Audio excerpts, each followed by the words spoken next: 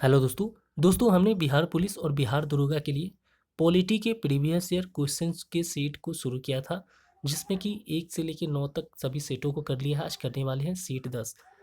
आप इस चैनल पे नए हैं तो चैनल को सब्सक्राइब जरूर कर लीजिएगा और प्लेलिस्ट में जाके वीडियो जरूर देख लीजिएगा। ठीक है दोस्तों। मैं बात करूँ तो इसमें ऐसे ऐसे प्रश्नों को यहाँ पे रखा गया है जो कि पॉलिटी के प्रीवियस ईयर में बार बार प्रश्न पूछे गए हैं, जिससे कि आपके आगामी एग्जाम्स में आने की इन सभी प्रश्नों की संभावना बहुत बढ़ जाती है। तो पूरे वीडियो को जरूर देखिएगा। ठीक है दोस्तों। दोस्तों, आप किस एग्ज़ाम की तैयारी करते हैं ये कमेंट करके हमें ज़रूर बताइए, और किस टॉपिक पे वीडियो चाहिए ये भी बताइए ताकि मैं उस टॉपिक पे वीडियो बना पाऊँ। ठीक है दोस्तों। तो चलिए दोस्तों देखते हैं। बात करते हैं सबसे पहले प्रश्न की। तो पहला प्रश्न पूछा गया आपसे, संविधान में संविधान संशोधन किस अनुच्छेद के अंतर्गत किया जाता है?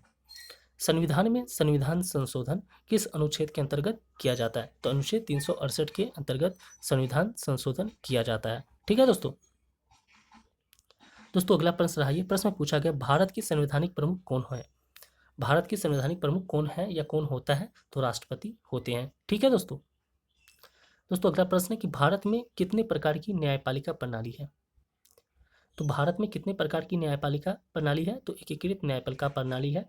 ठीक है। कौन सी न्यायपालिका प्रणाली है भारत में? तो एकीकृत न्यायपालिका प्रणाली है। अगला प्रश्न रहा, ये प्रश्न में पूछा गया आपसे कि भारत के राष्ट्रपति की निर्वाचन प्रक्रिया किस प्रकार की होती है?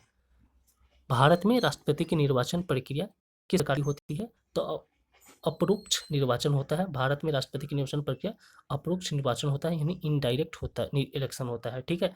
इनडायरेक्ट होती है। ठीक है।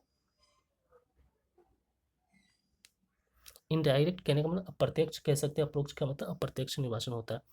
ठीक है दोस्तों। अगला प्रश्न रहा, ये प्रश्न है कि भारत में केंद्र और राज्यों के बीच विषयों का विभाजन कितनी सूचियों में है? भारत में केंद्र और राज्यों के बीच विषयों का विभाजन कितनी सूचियों में है? तो 3 सूचियों में है, संघ, राज्य और समष्टि। ठीक। इन्हीं तीन सूचियों में है। ठीक है अगला प्रश्न है, ये प्रश्न में पूछा गया, मूल कर्तव्यों की संख्या कितनी है? तो मूल कर्तव्यों की संख्या की बात करें तो टोटल 11 है। कितने हैं मूल कर्तव्य? 11 है। अगला प्रश्न रहा, ये प्रश्न में आपसे पूछा गया है क्या, देखिए प्रश्न कह रहा है कि भारत के संविधान में सर्वोच्च न्यायालय की स्थापना किस अनुच्छेद में है? भारत के संविधान में सर्वोच्च न्यायालय की स्थापना किस अनुच्छेद में है? तो भारत के संविधान में सर्वोच्च न्यायालय की स्थापना अनुच्छेद 124 में है। किस अनुच्छेद में? अनुच्छेद 124 में। अगला प्रश्न रहा, ये प्रश्न पूछा गया, राष्ट्रीय विकास परिषद, जिसको एनडीसी बोलते हैं, राष्ट्रीय विकास परिषद की स्थापना कब हुई थी? राष्ट्रीय विकास परिषद की स्थापना कब हुई थी? तो 1952 में हुई थी। कब हुई थी दोस्तों? तो 1952 में।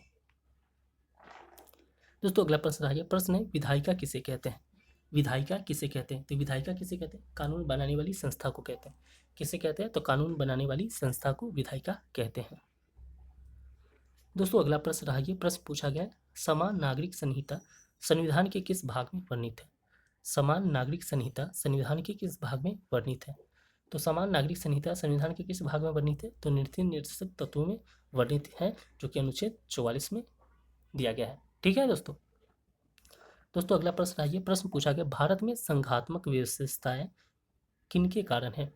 भारत में संघात्मक विशेषताएं किनके कारण है? तो किनके कारण है? तो राज्य सरकारों को पृथक सत्ता और शक्तियों का विभाजन के कारण है। ठीक है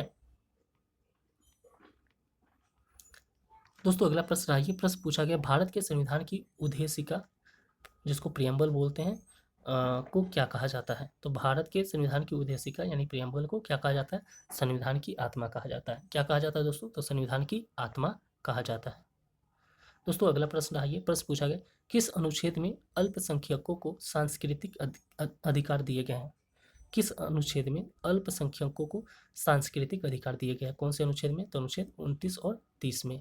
ठीक है। कौन से अनुच्छेद? अनुच्छेद 29 और 30 में दिए गए। अगला प्रश्न रहा, ये प्रश्न पूछा गया, भारत के संविधान में कार्यपालिका की शक्तियां किसके पास होती है? भारत के संविधान में कार्यपालिका की शक्तियां किसके पास होती है?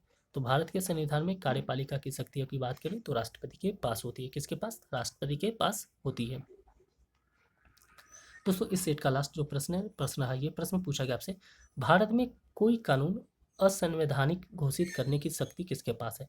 भारत में कोई भी कानून को असंवैधानिक घोषित करने की शक्ति किसके पास है?